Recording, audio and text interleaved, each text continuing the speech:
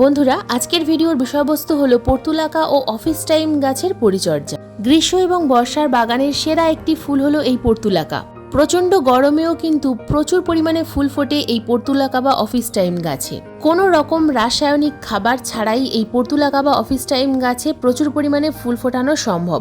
আজকের এই ভিডিওতে সম্পূর্ণ ঘরোয়া জৈব তরল খাবার প্রয়োগ করা দেখাবো, যে খাবার প্রয়োগ করে আমার বাগানে প্রচুর পরিমাণে এই পর্তুলাকা বা অফিস টাইম ফুল ফোটে। তাছাড়া এর সাথে বলবো কয়েকটা টিপস, যে টিপসগুলো ফলো করলে বাগানের গাছ যেমন ঝোপালো হবে, ঠিক তেমনই কিন্তু গাছে প্রচুর পরিমাণে ফুল ফুটবে। টিপস এবং খাবার সমস্ত কিছু জানতে হলে আজকের এই ভিডিওটা সম্পূর্ণ মনোযোগ দিয়ে দেখতে হবে। একটু স্কিপ করলে হবে না, স্কিপ করলে অনেক কিছুই মিস করে ফেলবে। নমস্কার, আমি লাবণী। আমার বাগানে তোমাদের সবাইকে জানাই স্বাগত।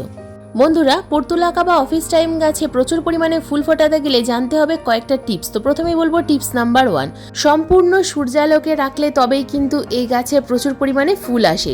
অন্ততপক্ষে দিনে 4 থেকে 5 ঘন্টার সূর্যালোক তো অবশ্যই প্রয়োজন। যদি এই পর্তুলাকা বা অফিস টাইম গাছ তোমরা ছায়ার মধ্যে রেখে দাও তাহলে কিন্তু গাছে কখনোই কুঁড়ি আসবে না। যদিও বা আসে, দুটো একটা খুব সামান্য ফুল ফুটবে। ফুলের সাইজ হবে ছোট এবং রং হবে খুব হালকা। অরিজিনাল ফুলের কালার কিন্তু তোমরা কখনোই দেখতে পাবে না যদি গাছ রোদ্দুরে না রাখো। টিপস নাম্বার 2, বন্ধুরা, বাগানের এই পর্তুলাকা বা অফিস টাইম গাছে প্রচুর পরিমাণে আগাছা হয়। তো আগাছাগুলো আমাদেরকে ঠিকঠাকভাবে কিন্তু তুলে ফেলতে হবে। এই প্রচণ্ড বর্ষা আসার আগেই আমাদেরকে এই আগাছাগুলোকে তুলে ফেলতে হবে। যদি তোমরা সময় মতো এই আগাছা তুলে না ফেলো তাহলে বর্ষার জল পেয়ে এই আগাছাগুলো কিন্তু খুব তাড়াতাড়ি বেড়ে উঠবে। ধীরে ধীরে সম্পূর্ণ টব আগাছায় ভরে যাবে, গাছে ফুল ফোটা একেবারেই বন্ধ হয়ে যাবে।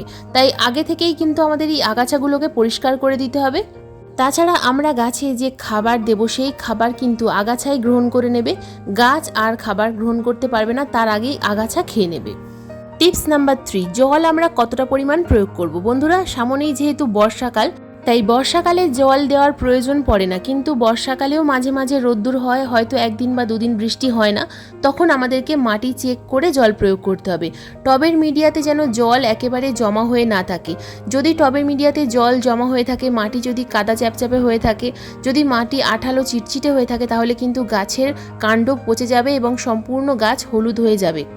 পর্তুলাকা গাছের ডালের মধ্যে জল জমা হয়ে থাকে, আর এর বেশি জল যদি গাছ গ্রহণ করে ধীরে ধীরে সম্পূর্ণ গাছ হলুদ হয়ে যেতে থাকে।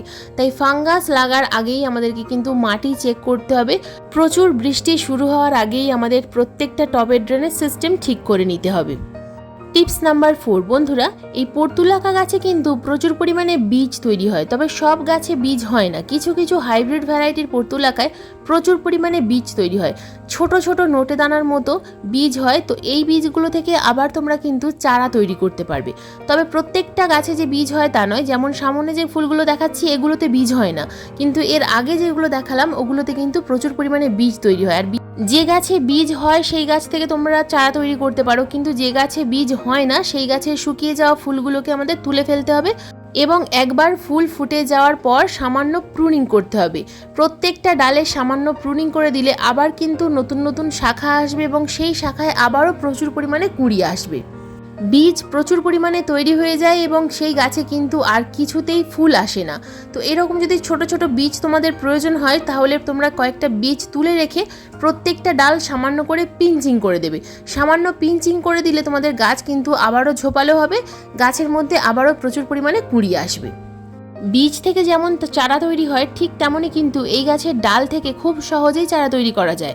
যদি তোমরা কোথাও এই গাছের চারা দেখতে পাও বা গাছ দেখতে পাও, সেখান থেকে কয়েকটা ডাল কেটে নিয়ে এসে বালি, মাটি এবং কম্পোস্ট একসাথে মিশিয়ে তোমরা সেই ডালগুলো প্রতিস্থাপন করে দেবে।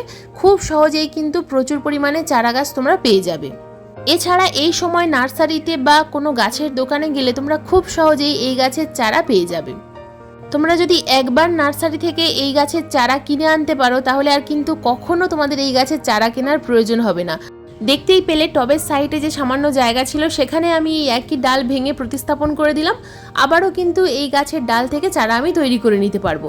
তাছাড়া যে ডালগুলো বড় বড় হয়ে টবের কিনারা বরাবর ঝুলে গেছে, তো সেই ডালগুলোকে তোমরা এইভাবে পিঞ্চিং করে অন্য কোনো টবে প্রতিস্থাপন করে দেবে।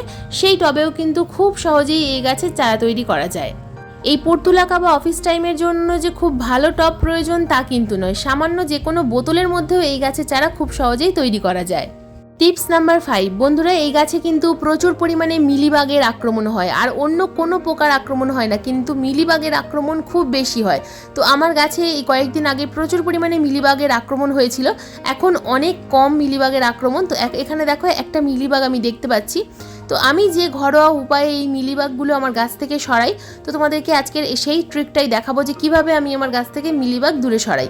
তো এখানে দেখো 1 লিটার জল নিয়েছি, তার মধ্যে দিয়ে দেবো আমি ডেটল। বন্ধুরা ডেটল তো আমাদের প্রায় সবার বাড়িতেই থাকে, তো এই ডেটল আমাদেরকে নিতে হবে একদম সামান্য পরিমাণ, 10 থেকে 12 ফোঁটা ডেটল আমরা নেব। 1 লিটার জলে 10 থেকে 12 ফোঁটা ডেটল আমরা মিশিয়ে নেব, এবং এই ডেটলের সাথে আরও একটা উপাদান মেশাতে হবে, যেটা মেশালে একটা খুব দুর্দান্ত কার্যকারী কীটনাশক তৈরি হবে, এবং মিলিবাগের ওপরে এটা কিন্তু খুব ভালো কাজ করে। ডেটলের সঙ্গে দিয়ে দেবো আমি বেকিং সোডা। বন্ধুরা 1 চা চামচের 4 ভাগের 1 ভাগ বেকিং সোডা 1 লিটার জলে দিয়ে দিলাম। 10 থেকে 12 ফোঁটা ডেটলের সঙ্গে সামান্য পরিমাণ বেকিং সোডা মিশিয়ে একটা দুর্দান্ত কার্যকরী কীটনাশক তৈরি করে নিলাম। এটা তোমরা শুধুমাত্র যে পর্তুলাকা গাছে স্প্রে করতে পারবে তা নয়, বাগানের যে কোনো গাছে এটা স্প্রে করতে পারবে। জাপ পোকা এবং মিলিবাগের জন্য খুব ভালো কাজ করে এই ডেটল এবং বেকিং সোডার মিশ্রণ। তো তোমরা এটা কিন্তু লাগাতার 2 থেকে 3 দিন স্প্রে করবে, তাহলে দেখবে আর একটাও কিন্তু গাছে মিলিবাগ থাকবে না। যে কোনো গাছে যদি একবার মিলিবাগ হয়ে যায় তাহলে কিন্তু সেই গাছটা আর বেশি দিন বাঁচে না, কারণ মিলিবাগ গাছের সমস্ত রস শুষে খেয়ে নেয়, যার ফলে সম্পূর্ণ গাছ ধীরে ধীরে শুকিয়ে যায়। বন্ধুরা এবার আসি খাবার প্রয়োগের কথায়। কি খাবার আমরা এই পর্তুলাকা বা অফিস টাইম গাছে প্রয়োগ করব, কোন খাবার প্রয়োগ করে আমার বাগানের এই পর্তুলাকা বা অফিস টাইম গাছে প্রচুর পরিমাণে ফুল ফোটে। বন্ধুরা খাবার তৈরি করার জন্য আমাদের প্রয়োজন এখানে 1 লিটার জল। 1 লিটার সাধারণ জলের মধ্যে প্রথমেই আমি মিশিয়ে দেবো 1 মুঠো পরিমাণ পেঁয়াজের খোসা। খুব সাধারণ জিনিস পেঁয়াজের খোসা, আমাদের সবার বাড়িতেই থাকে। যদি পেঁয়াজের খোসা না থাকে সেক্ষেত্রে তোমরা এখানে কিন্তু আলুর খোসা অথবা কলার খোসা ব্যবহার করবে। তো এখানে আমি 1 মুঠো পরিমাণ পেঁয়াজের খোসা নিলাম। পেঁয়াজের খোসার মধ্যে আছে প্রচুর মাত্রায় পটাশিয়াম। তো এই পেঁয়াজের খোসার মধ্যে দিয়ে দেবো আমি 1 চামচ পরিমাণ চা পাতা। বন্ধুরা এটা কিন্তু ফ্রেশ চা পাতা, ইউজ করা চা পাতা নয়, ফ্রেশ চা পাতা নিয়ে নিলাম 1 চামচ পরিমাণ। তোমরা এই চা পাতার পরিবর্তে কিন্তু এখানে কফি পাউডার মিশিয়ে নিতে পারো 1/2 চামচ পরিমাণ। তো এখানে আমি 1 চামচ চা পাতা এবং 1 মুঠো পেঁয়াজের খোসা ভিজিয়ে রেখে দেবো অন্তত 24 ঘন্টার জন্য। আরও একটু তোমরা বেশি রাখতে পারো, অন্তত 2 দিন রাখতে পারো, 2 দিন রাখলে কিন্তু আরও ভালো কাজ করবে। তো ঠিক 24 ঘন্টা পর এটা কিন্তু আমরা তৈরি করে নেব এবং গাছে প্রয়োগ করব। তো কিভাবে প্রয়োগ করব দেখো, 24 ঘন্টা হয়ে গেছে, এবার আমরা এটাকে ভালোভাবে নাড়িয়ে নেব। লিকুইডটাকে ভালোভাবে নাড়িয়ে নেওয়ার পর একটা অন্য পাত্রের মধ্যে আমি ছাঁকনি রেখেছি, এবং এই ছাঁকনি দিয়ে প্রথমে ছেঁকে নেব, কারণ সরাসরি পেঁয়াজের খোসা টবের মাটিতে দেবো না, ফাঙ্গাস লেগে যেতে পারে। তো যে কারণে দেখো এখান থেকে আমি সামান্য পরিমাণ নিয়ে নিলাম, তোমরা সবটাই নিয়ে নিতে পারো। তো এখানে আমি সামান্য পরিমাণ নিয়ে নিলাম, অর্থাৎ এই যে পাত্রটা নিয়েছি এই পাত্রের আমি অর্ধেকটা পরিমাণ নিয়ে নিলাম পেঁয়াজের খোসা ভেজানো জল। এর মধ্যে দিয়ে দেবো ঠিক সমপরিমাণ সাধারণ জল। সবসময় যে কোনো খাবার ডাইলিউট করে গাছে প্রয়োগ করার চেষ্টা করবে, তাহলে বাগানের গাছ ভালো থাকে, কোনো রকম কোনো সমস্যা হয় না। তো এখানে দেখো আমি একটা সাধারণ জল এবং একটা পেঁয়াজের এবং চা পাতা ভেজানো লিকুইড, তো দুটোকে একসাথে মিশিয়ে নিয়েছি। এবার আমরা আমাদের প্রত্যেকটা গাছের টবের মিডিয়াতে প্রয়োগ করব।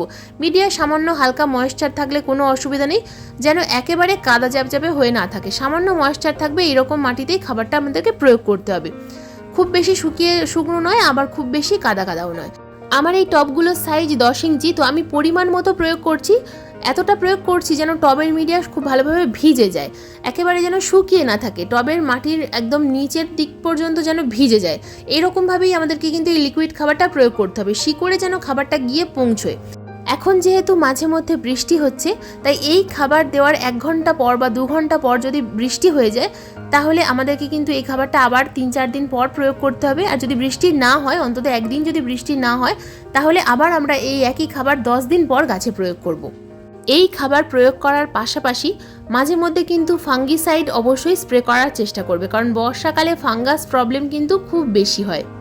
তো বন্ধুরা এই ছিল আমার পর্তুলাকা বা অফিস টাইম গাছের জুন মাসের অথবা জুলাই মাসের পরিচর্যার ভিডিও। আজকের এই ভিডিও তোমাদের কেমন লাগলো অবশ্যই কমেন্ট করে জানাবে। যদি এই ভিডিওটা তোমাদের কাজের আসে, যদি ইনফরমেটিভ বলে মনে হয়, তাহলে অবশ্যই ভিডিওটাকে লাইক করো, শেয়ার করো, হাইপ করো। চ্যানেলে নতুন বন্ধু হয়ে থাকলে চ্যানেলটাকে সাবস্ক্রাইব করে পাশে বেল আইকনটা প্রেস করে দিও এরকম নিত্য নতুন বাগান সংক্রান্ত ভিডিও দেখার জন্য, কারণ এরকম নিত্য নতুন বাগান সংক্রান্ত ভিডিও আমার চ্যানেলে প্রতিদিন ঠিক সন্ধ্যা 6টার সময় আপলোড করি। ভিডিও আপলোড করার সঙ্গে সঙ্গে যখনই ভিডিও লাইভ হবে তোমাদের মোবাইল স্ক্রিনে অথবা কম্পিউটার স্ক্রিনে ভিডিওর নোটিফিকেশান পৌঁছে যাবে। তো আজকের এই ভিডিওটা সম্পূর্ণ মনোযোগ দিয়ে দেখার জন্য তোমাদের সবাইকে জানাই অসংখ্য অসংখ্য ধন্যবাদ।